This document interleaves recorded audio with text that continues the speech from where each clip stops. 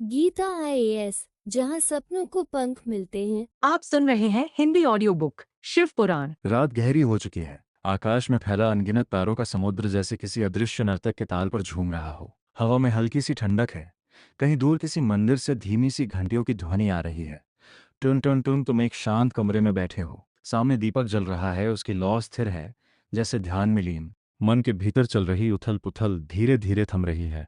इसी मौन में एक प्राचीन कथा का द्वार खुलता है। यह कथा है शिव महापुराण की, वह ग्रंथ जो स्वयं महादेव की महिमा, सृष्टि का रहस्य और भक्ति की पराकाष्ठा को कहानी कहानी में बुन देता है। शिव पुराण क्या है? एक भाव कहा जाता है।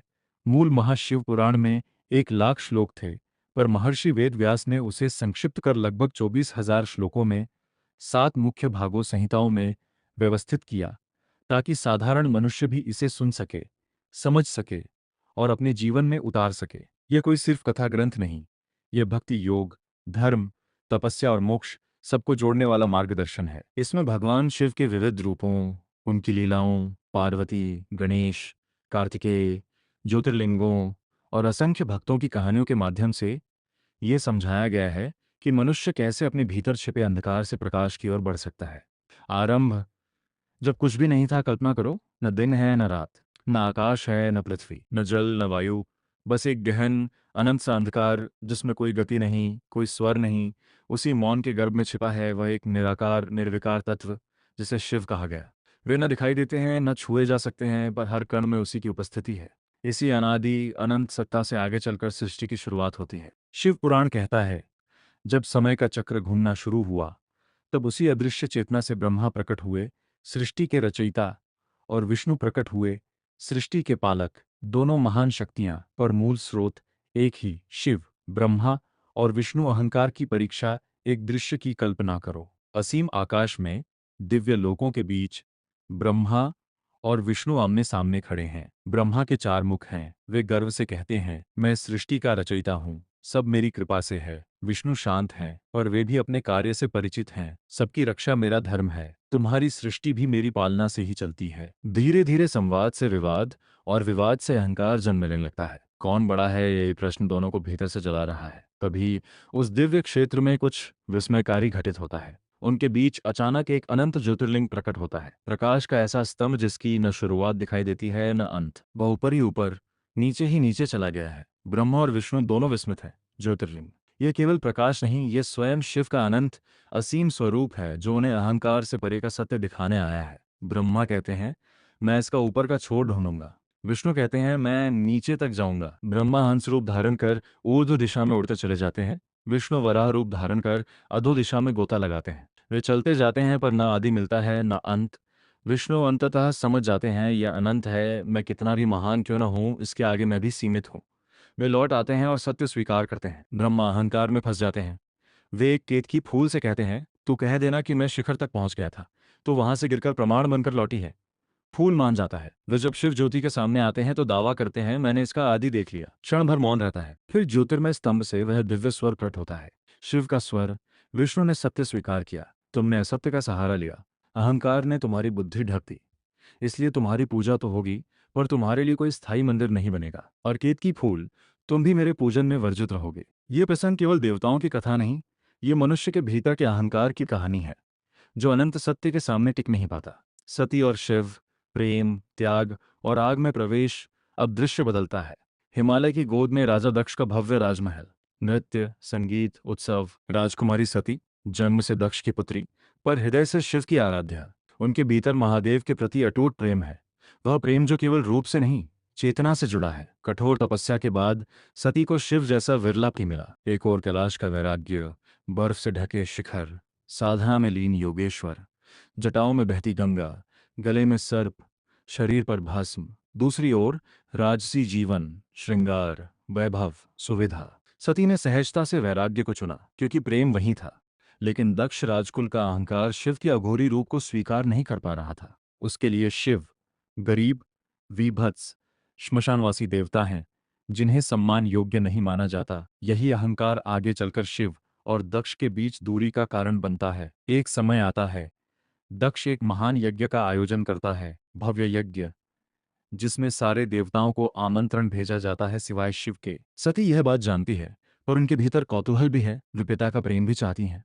वे सोचती हैं, भले निमंत्रण ना हो, मैं तो पुत्री हूं, क्या मुझे रोक सकता है कोई? शिव उन्हें समझाते हैं, जहां तुम्हारा और मेरा अपमान हो, जहां अहंकार भक्ति से बड़ा हो, वहां जाना उचित नहीं। पर सती का हृदय द्वंद्व में है, एक ओर पति की आज्ञा, दूसरी ओर पिता का घर।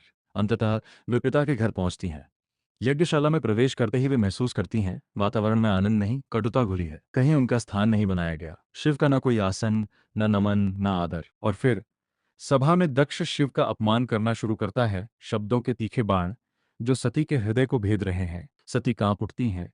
जिस शिव को मैंने अपना सर्वस्व माना, जिसकी हर निंदा मुझे अपनी आत्मा पर प्रहार जैसी लगती है, उनके अपमान को मैं कैसे सहूं? भीतर से अग्नि उठती है। ये क्रोध की नहीं, आहत सम्मान और भक्ति की आग है। वे सभा के बीच खड़ी होकर कहती हैं, यह शरीर जो तुमने मुझे दिया अब मेरे किसी काम का नहीं। जिस पिता के घर में मेरे आराध्य का अपमान हो, वहां जन्म लेना ही अपयश है। और फिर वे यज्ञ की पवित्र अग्नि में स्वयं को समर्पित कर देती हैं। लौ ऊंची उठती है, ध्वनि गूंजती है, और सती का देह अंत हो जाता है। पर उनकी कथा यहीं समाप्त नहीं होती। वीरभद्र का प्रकोप और दक्ष का पतन कैलाश पर शिव ध्यान में लीन है। पर जब सती के आत्मदाह का समाचार नंदी और गणों के माध्यम से उन तक पहुंचता है, तो उनका धैर्य टूट जाता है। वह शांत तपस्वी, जो विश्व का संहारक भी है, अब भयंकर रूप धारण करता है। उनकी जटाएं हिलती हैं, तीसरा नेत्र भीतर ही भीतर जलने लगता है। वे क्रोध की ज्वाला में एक जटामुक्त के साथ वीरभद्र नामक भयानक योद्धा की रचना करते हैं और आदेश देते हैं, जाओ, इस अधर्म का अंत करो। वीरभद्र यज्ञशाला में पहुंचते हैं। देवता विचलित हैं, ऋषि भयभीत हैं। यज्ञ की वेदी, जो अब तक घमंड और दिखावे का मंच बन चुकी थी, अब न्याय का रणक्षेत्र बन जाती है। दक्ष का मस्तक काट दिया जाता है, यज्ञ नष्ट हो जाता है। यह दृश्य बताता है, जहां भक्ति का अपमान हो, वहां केवल सौम्यता नहीं, कभी कभी कठोर न्याय भी आवश्यक होता है। बाद में जब देवता और ब्रह्मा शिव से क्षमा मांगते हैं, तब शिव का दूसरा पक्ष दिखता है।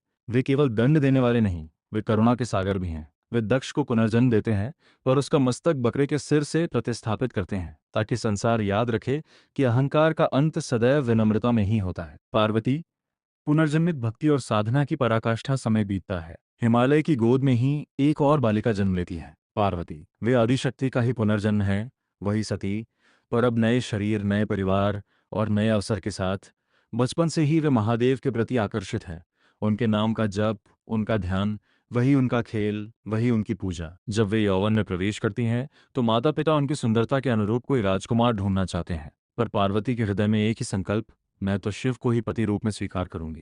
फिर आरंभ होती है उनकी कठोर तपस्या।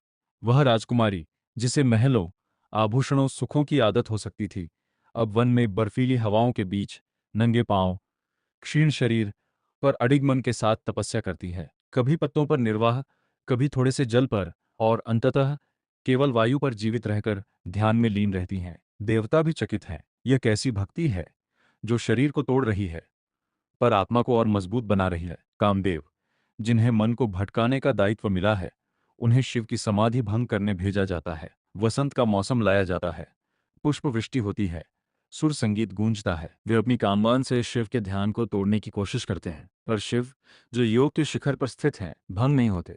उल्टे उनके तीसरे नेत्र से निकलती ज्वाला कामदेव को भस्म कर देती है। पार्वती यह सब देख रही हैं, पर निराश नहीं होती। उन्हें पता है, शिव को प्राप्त करना केवल बाहरी रूप, यौवन, नृत्य या श्रृंगार से संभव नहीं।